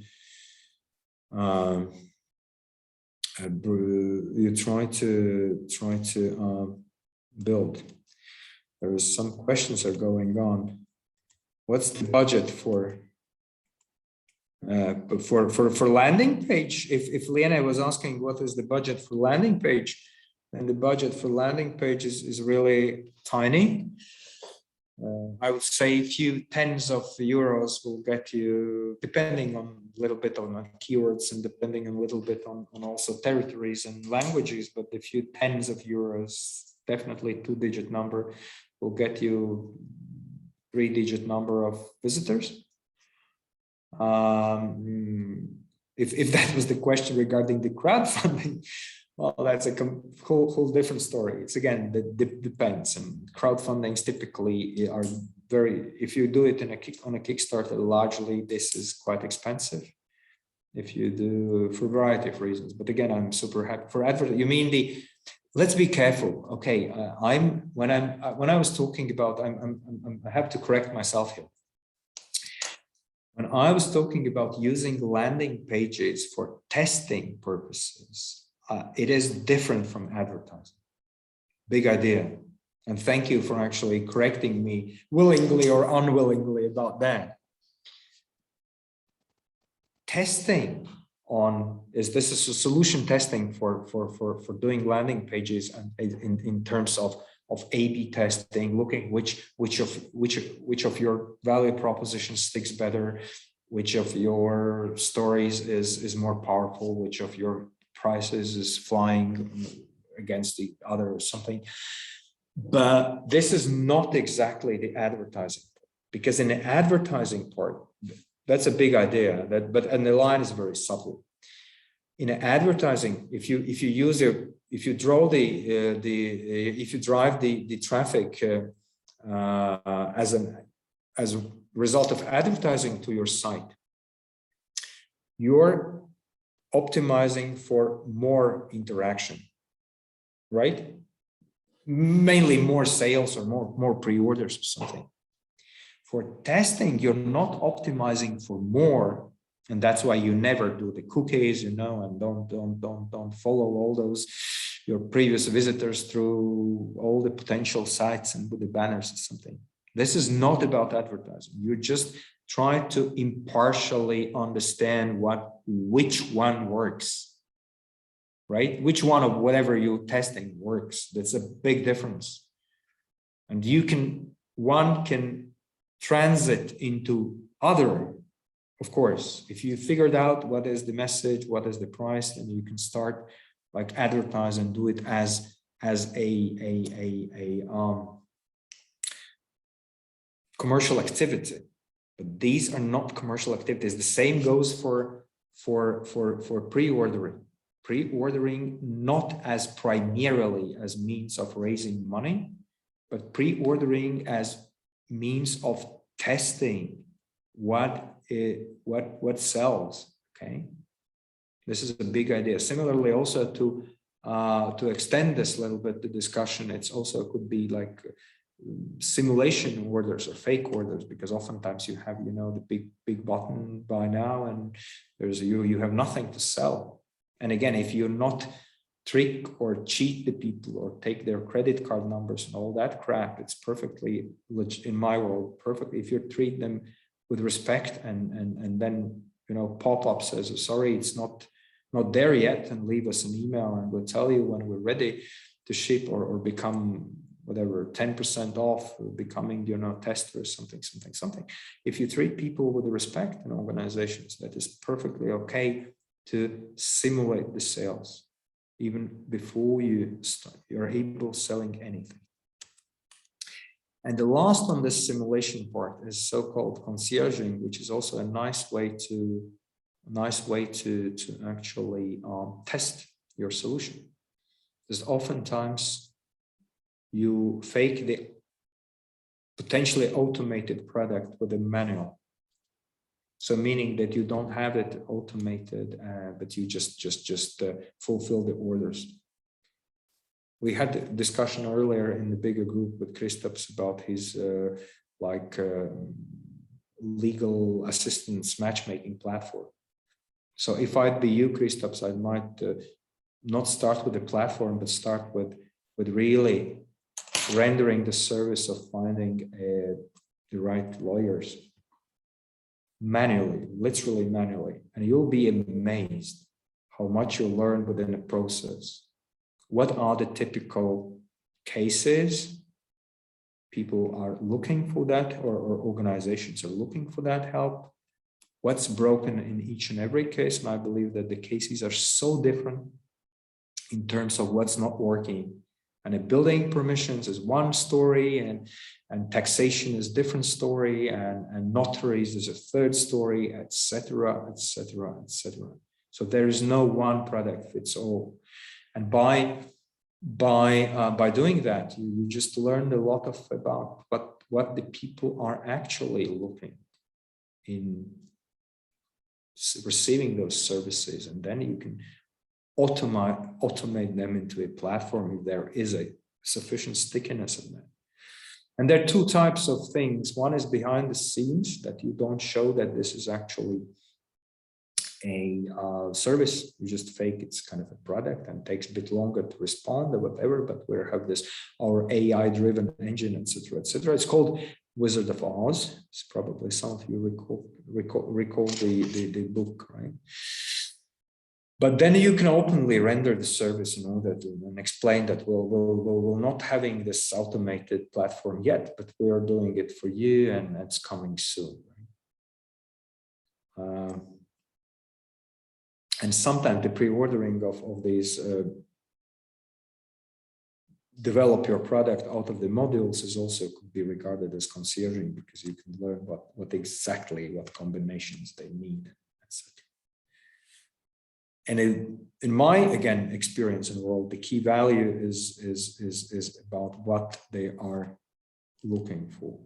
You again minimize the risk of building, at least initially, building something that actually they are not going to use in the first 2 years or for first 3 years, but focus on that, what the people, what types of interaction, what types of services or types of solutions are in high demand.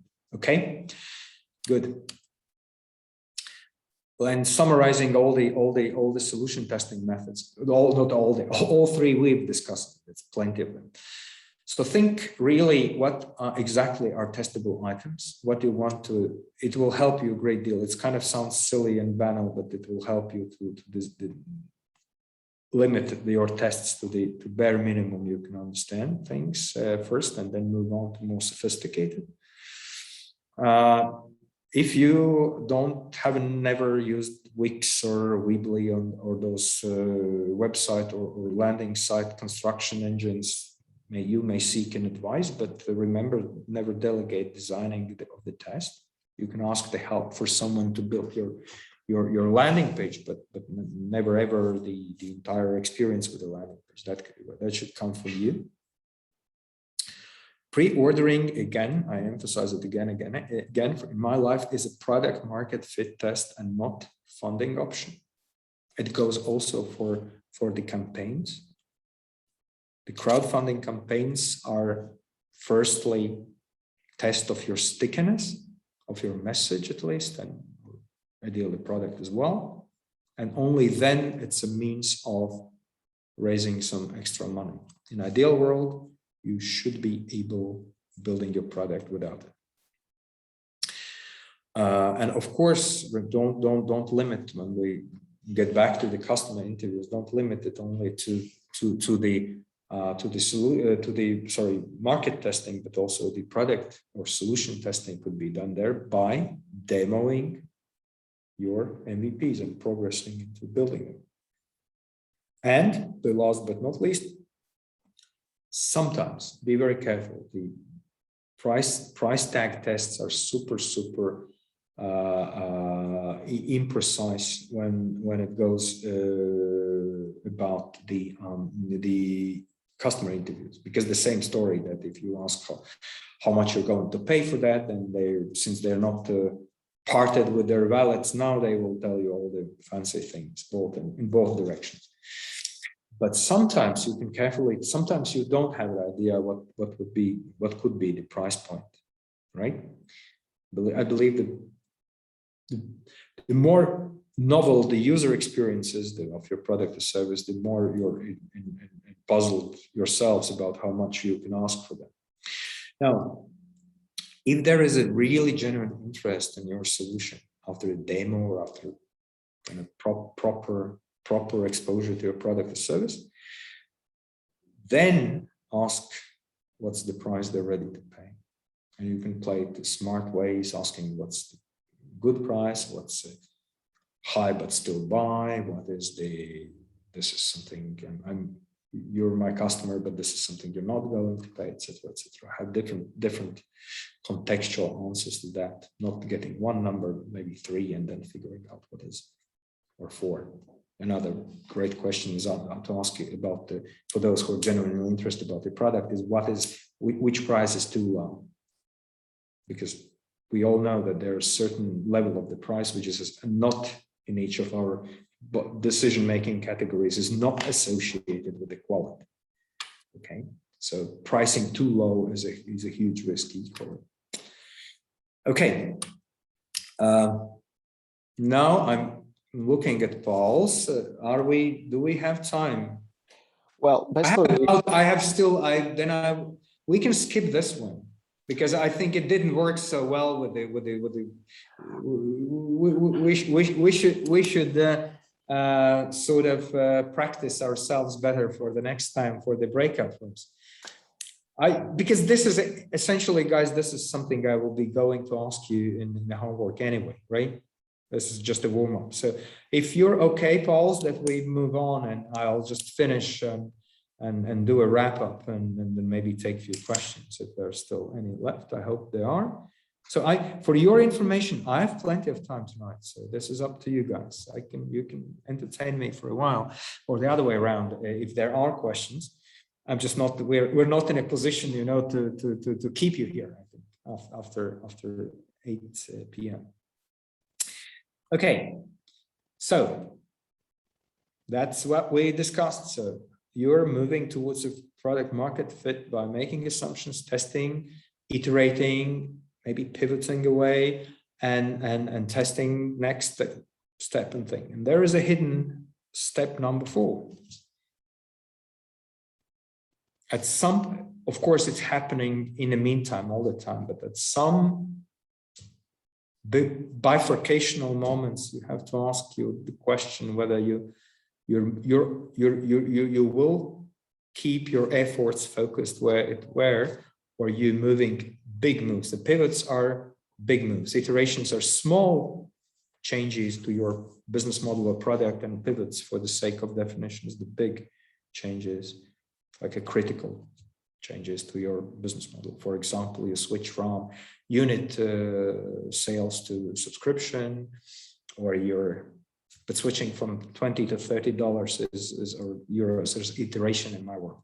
But switching to that, like a revenue model itself, it's a pivot, or switching the customer segment is a pivot, or switching the key, very, very key functionalities and values is a pivot either. Okay.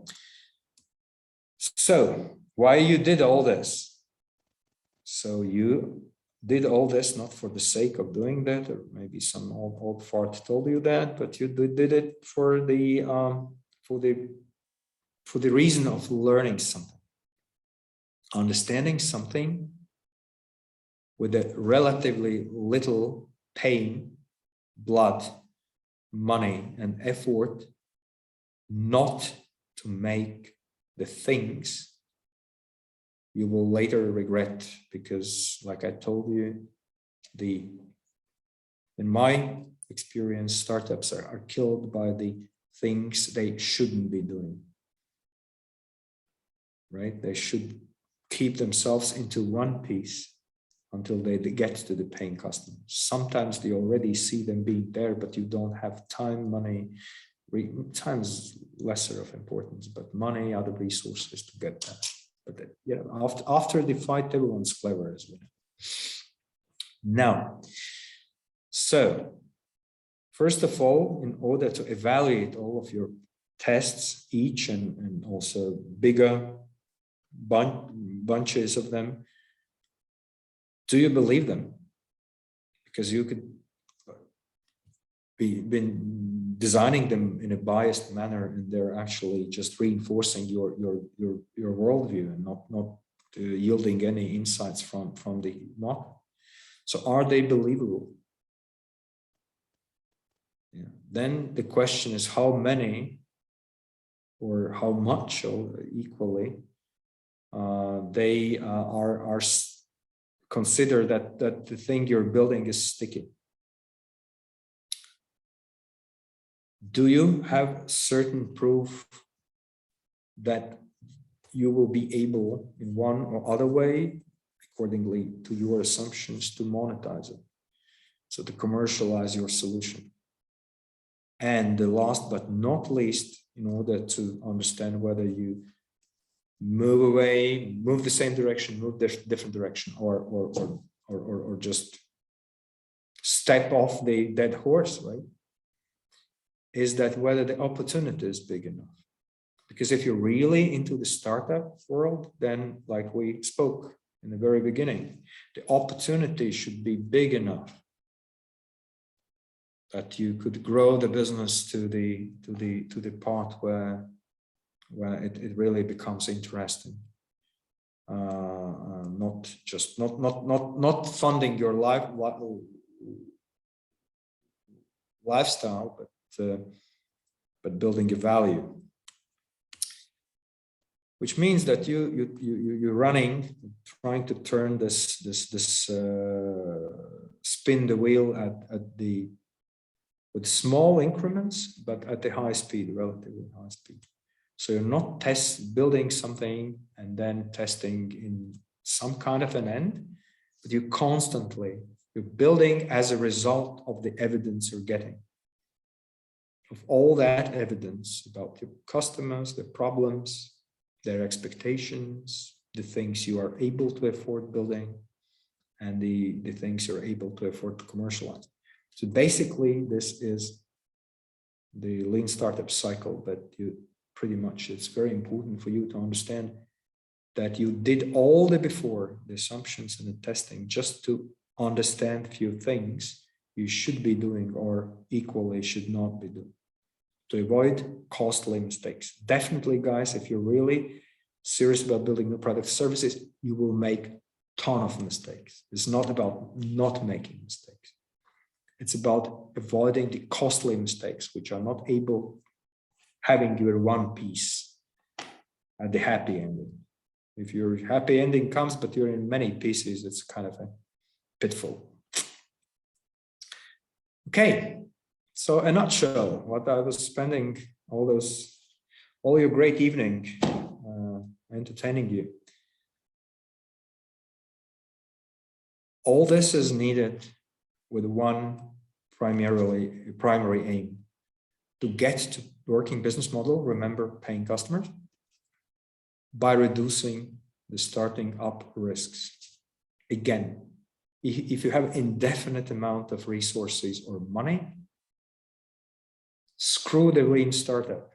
You just do it for 2 years, spend $500,000, pull it out of your garage, everyone's vomiting, pull it back, another 2 years, another $500,000. It's okay, fine. Corporates may do that, actually. They are not in a particular hurry. They assign different teams and then look who done the job best. The problem is that if you're starting up, you're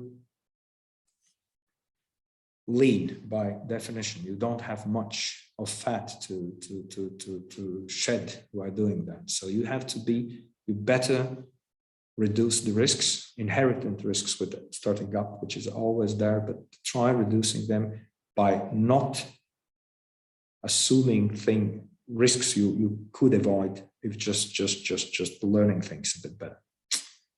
And so the working business model, once again, is nothing else than paying customers. And you need to get there before you run out of the cash, which was the mainstream thing of a startup. Okay, here's the homework. And homework will be supplemented also. We agreed that we'll do it easier for you, a little Google spreadsheet. We're old school people. No fancy stuff, just Google spreadsheets. Where you can document your journeys, right? In a Teams, remember? So think about what are the risky, untested hypotheses, how you're going to test them, and then go and test them. Talk to 30 people, get 500 survey answers, put up a landing page, do A/B testing, whatever is there. I don't know. I don't care. I don't know what your global business ideas are. And then think and come back and reflect. And what did you exactly learn? And what is going to change, or is something changing? Were you 100% right with all your assumptions regarding whatever these key things were in your case? Or hint, spoiler, most probably not, because if you're super right with all your assumptions, you're maybe testing them biasedly, right? So, and then ideally, one last question from me: if you've really done something out of the building, then you can probably start already defining what is the sticky part. What is the sticky part? Why someone will care to buy, use, repeat your product or service or whatever is there. A few times already promised useful sources. There is a blog by Mr. Osterwalder, which changed the ideas on his usefulness with Andre. But this is a good one there's a paid part and the free part. The free part, you don't think you need the paid part, but the free part is actually downloads of lots of stuff. For example, the ideas how to check things, how to checklists, how to structure the interviews, for example, the same customer interviews we were discussing. Then you can also look in the alternative version of and try using maybe for some tech, deep tech, particularly products there. The lean canvas is somewhat I would consider better, maybe as a modeling tool, but this is very, very subjective.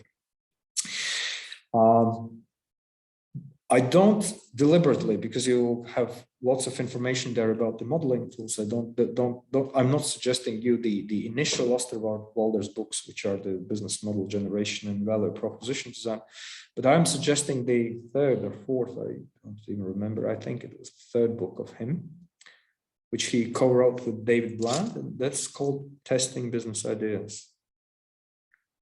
And this contains for almost 50. Remember, we discussed like merely 6 of what, but it contains, that one goes for about 50, no, I think 45 or something like that.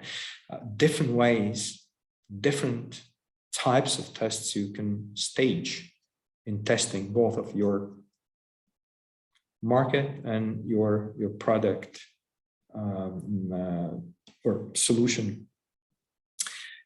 So this is quite an interesting. I personally like it because there, of course, again, be careful and take it with a pinch of salt, because there are lots of things which are rather specific to the corporate innovation. Because believe it or not, also big companies try building products or services, meaning some of the tests are not that suited for startups. But if you really want to dig deep in the validation in the testing part itself and make it as a routine way of thinking about the products or services, this book I like. And then the other one is particularly on the structuring, designing, conducting, and interpreting of the customer interviews. Well, by Rob Fitzpatrick, who actually used to be in Riga quite a long time ago. I had an honor doing a workshop together. And his idea is the following, that actually your customers will lie to you in surveys and most importantly in interviews, because they want to be better or different. And you have to just filter away that one. So, and the mom test, that's probably the name comes from that, you know, the moms are such creatures that are by definition supposed to tell that we are the prettiest and the smartest, right, and everything. And of course, which is a lie, to be honest. How exactly to structure the discussion the way that even your mom tells all the ugly truth about the product. This is probably the Rob's idea behind that name. Great piece of reading. I really suggest if you're someone, if you want to unwind and to master the interviews. That was, I'm surprisingly on time for myself. I tend to talk over as the people who have heard me not for the first time.